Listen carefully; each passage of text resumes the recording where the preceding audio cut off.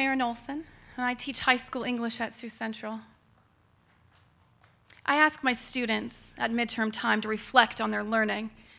And this year, one student said, "I am one, but I'm someone who can make a difference." I knew what learning had taken place. I knew what experiences had happened to make her have that realization that, yes, one person can make a difference. But I tell you what, those learnings only happened because I listened to friend and Sioux Central colleague Stacy Brown, and I entered Twitter and became an Olson teacher. And so my learning journey begins. When I first entered Twitter, I figured I would be introduced to people discussing, well, food and their daily events, but it wasn't that. I found that there are powerful conversations, meaningful conversations about education and our students' future. I met Shaylin Farnsworth, an English teacher who was also passionate about the world. We shared our love of content and our hope for students, and I told her I want to have my students blog, but I don't know how. Sioux Central is going to be a one-to-one school the following academic year, and I figured as an English teacher I better figure it out. But Shaylin mentored that process through Twitter, through Skype, through social media tools, and she led me to understand why blogging is important and how I can get my students involved. In fact, born from this was a blogging community where students from Van Meter, BCLUW, and Manson Northwest Webster and Sioux Central connected their blogs. They commented on each other's blogs. They were writers, and the world could read their work.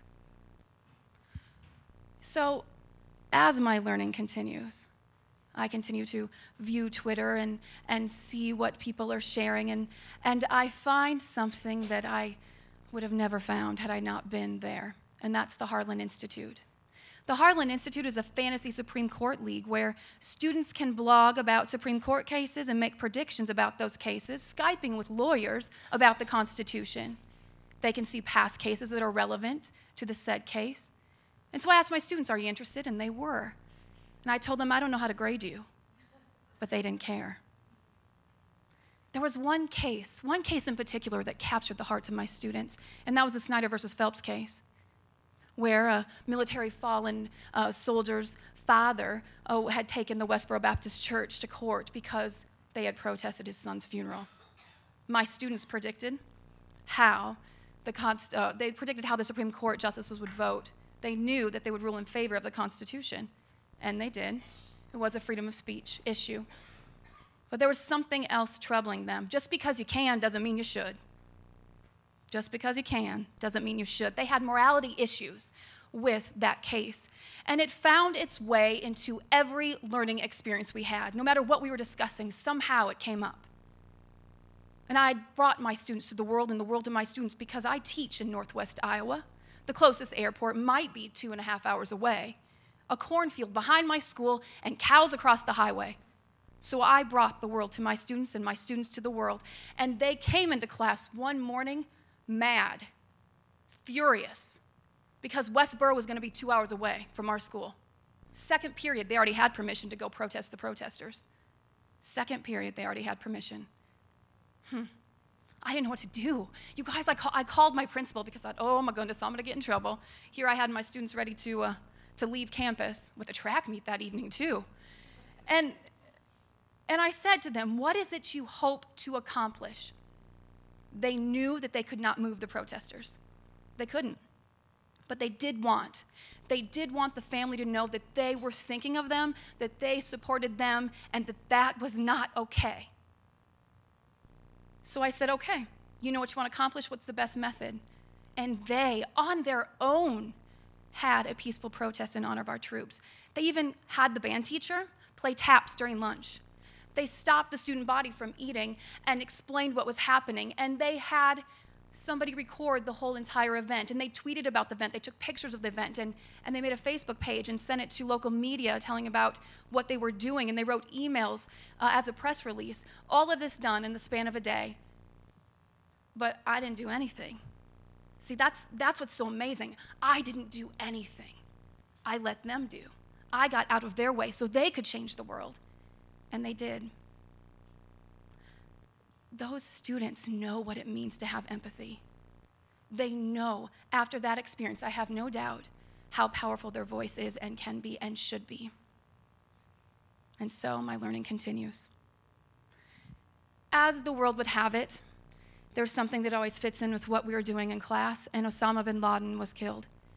That Sunday evening, I found out about this view from my Twitter stream, not from viewing the television.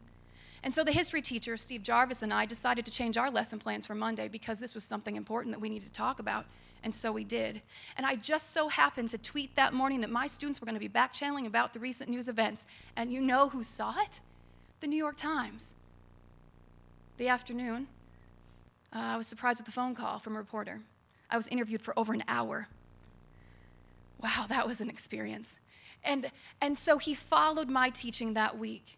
He followed my teaching, and he asked to talk to students, and he did. He was doing a piece on social media in the classroom. That story went out on the internet on Thursday. It was on the front page on that Friday. That Thursday, I'd barely gotten home, and the telephone was ringing. It was CBS News Radio wanting to interview me. I sat down after the interview at my computer and opened up the screen, excited, enthusiastic about what we were doing. But that bubble soon deflated. There were about 144 comments, mostly negative, on that piece, telling me that I was doing my students a disservice, that they would not be able to talk in front of a group. They would not understand how to use their voice, that somebody better teach me a lesson because I was ruining the youth, as were other teachers using social media tools. It's ironic because I'm the high school speech coach. So we did chuckle. But I have to tell you, I was hurt. I had never been criticized like that before in my profession. I'd never been critiqued like that before. I'd never been, well, thought to be so awful. And it isn't a good feeling. It's not a good feeling to think I've done something to my students that was wrong. And so I came about tears in my eyes, and I told my students, I am so sorry I did this. I am sorry. And they comforted me. And I thought, well, how? No, I'm the one who's sorry. But see, they'd already experienced that. I hadn't. They'd experienced it because they're in social media. They're using Facebook. They're tweeting, and they have long before many of us in education even thought to go there. And so they'd already dealt with criticism. They'd already dealt with harassment. And that proved to me even more that all of us in this room had better share our story. We had better tell those people, that commenter that thinks he needs to teach me a lesson, no, we need to teach him a lesson. Because you can utilize this in a positive fashion. We can put our students' voice to the world, and we should. It can be used for good. If we don't act like ladies and gentlemen online, who is going to act like ladies and gentlemen online? It reinforced the importance of my utilization, and so my learning continues. Well, I did get to present the use of social media and blogging at Boston, and with Alan November's Better Building Learning Communities Conference. And there I made a lot of wonderful connections, including one that led to World 11 Kids. This fall, there was a conference in Geneva, Switzerland, where genius minds from around the globe met to discuss solutions to problems that plague the world. Problems like women's health, hunger, poverty. And so my students wanted to be involved, and so we were. I asked them, create your own image whenever you prototype your idea and submit your solutions, and so they did, and their image was used as the conference logo. Geneva, Switzerland. What an amazing experience for my students to know that their voice just went global. And so that brings us to most recently. This January I was supposed to teach a novels course, and that novels course, I knew I wanted to make authentic readers. And I had the liberty to design and create, and so I knew I was going to have bloggers because their reading should be for the world. Others should be inspired. And as I designed, I wanted them to do something more than write a summary, because what adult writes a summary after they read a book? It doesn't happen. And so I said, read something, be inspired by that something, then do something. And so they did. Janae led a lesson for FCA about call to action for Christians to help end modern-day slavery. Carissa, she was inspired to make tie blankets and donate to the NICU. And then we have Leah, who designed art and put them in lockers and surprised young ladies with messages of hope and beauty. And Savannah.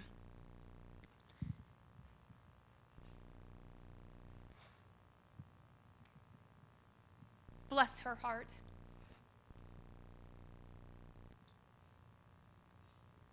Savannah. She created a Facebook page that was for girls and boys that self-injury, self-hurt. And so she involved not only our school, but the state, and then people who follow people that she follows. It ended up being a countrywide effort. And she posted beautiful images on the mirrors telling girls that you are beautiful, you are important, you do matter.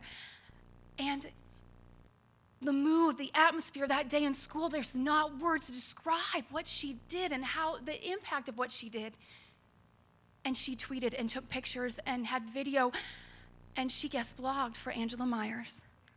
So people I don't know, people Savannah doesn't, that she would never hope to dream to know, commented on her work and her writing. That's more than what I could ever do. I turned my students' work inside out. I got out of their way because they can make a difference. They can change the world. And so Savannah tweeted me at the end. And she said, "You are inspiring, E. Olson teacher."